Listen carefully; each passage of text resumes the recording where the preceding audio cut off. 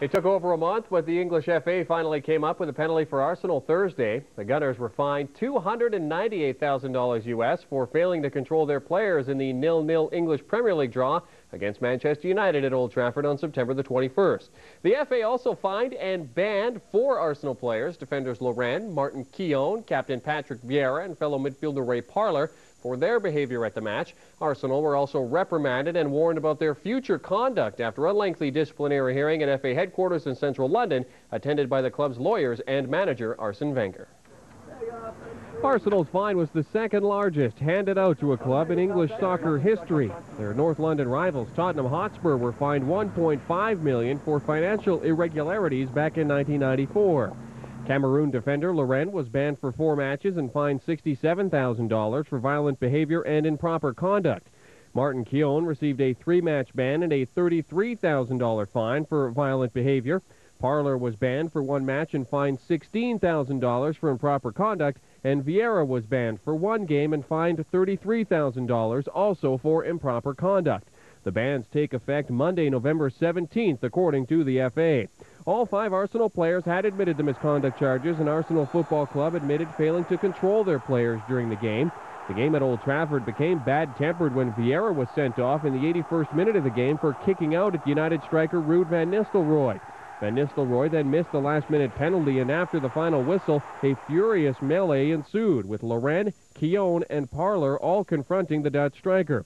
Vieira's improper conduct charge related to him failing to leave the field of play immediately following his red card. A 5th Arsenal player, England defender Ashley Cole, escaped a ban but was warned about his future conduct and fined $16,000 for a confrontation with United winger Cristiano Ronaldo after the final whistle. Ronaldo and United teammate Ryan Giggs, who plan to contest charges of misconduct relating to the same game, are yet to have their hearings. A club statement on Arsenal's official website read, "Following today's FA hearing, the club would once again like to apologize for the conduct of its players during the FA Premier League match against Manchester United at Old Trafford, played on the 21st of September. The club accepts responsibility for the behavior of its players. Arsene Wenger strives to ensure that his players do not cross the line which divides committed play from improper or violent conduct. The players also accept responsibility for their own actions, and Martin Keown, Laurent, Patrick Vieira, Ray Parlour, and Ashley Cole would like to use this opportunity to apologize for their conduct. As far as the penalties are concerned, the club is currently considering its position." According to FA policy, the Gunners have 14 days to launch an appeal. UEFA handed out fines to the football associations of England and Turkey Thursday as punishment for the players' tunnel fracas that marred the Euro 2004 qualifier in Istanbul. However, no player from either side will be facing disciplinary action. UEFA's control and disciplinary body today decided to impose a fine of 30,000 Swiss francs on the Turkish FA for the lack of order in the stadium, including throwing of missiles, as well as for the improper conduct of some of its players. And the English FA was fined 10,000 Swiss francs for the improper conduct of some of the players in the tunnel. In reaching its decision, the control and disciplinary body took into account, in particular, the fact that although the referee had seen the incident in the tunnel among the players concerned, he chose not to take any disciplinary measures on the spot, nor to mention any individuals in his match report. Of course, both FAs can appeal. Although UEFA fined the Turkish FA, they had previously praised them for an excellent overall job on controlling a match that had the potential for producing extreme violence. English fans were banned from the match, and there were no major incidents surrounding the game. Well, 48 hours after Leeds announced record losses, Manchester City came clean on their books Thursday. The team reporting debts have increased to over $84 million US after heavy investment in the team saw them retain their Premiership status. City splashing out huge on transfer fees for Nicholas Anelka and Robbie Fowler in the year ending May 31st and were rewarded with a 9th-placed finish. The figures will raise eyebrows, and City's managing director Alistair McIntosh explained the debts were secured against the club's new City of Manchester Stadium. City made operating profits of $2.8 million against losses of $10 million in the previous year. However, pre-tax losses rose from $23 to $26 million as a result of player trading.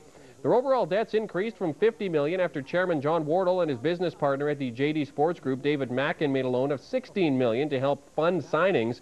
Existing debts were also refinanced. Turnover for the year increased by 75% from $47 million in 2002 to $83 million this year. Still with Man City, Michael Tarnett has indicated he's ready to extend his stay. The former Bayern Munich star, who turned 34 last Monday, signed a one-year deal in the summer with an option for another 12 months. Claims he's enjoying his new life in England. If they want to make it 1 year longer, it is not a problem for me, he told the BBC. Tarnett, who has become a fixture in the side, is expected to face Southampton on Saturday. And Sylvain Legwinski has signed a one-year extension to his Fulham contract in a deal that will keep him at the club until the summer of 2006. Fulham have defied the critics who earmarked them for relegation to make a flying start to the new campaign under new manager Chris Coleman, and Legwinski is the second French midfielder to commit his future to the club. Legwinski told the club's website, "I'm happy to stay at Fulham, as I have always maintained, even when outsiders were trying to speculate otherwise, and I'm happy to think about ending my career here." Fulham Chief Executive Officer Bruce Langham said, "We're delighted that Sylvain, along with Steed earlier last week, has chosen to extend his contract."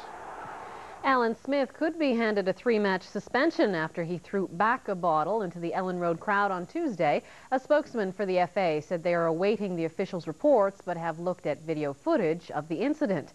The FA may use Jamie Carragher's returning of a coin at Highbury as a precedent.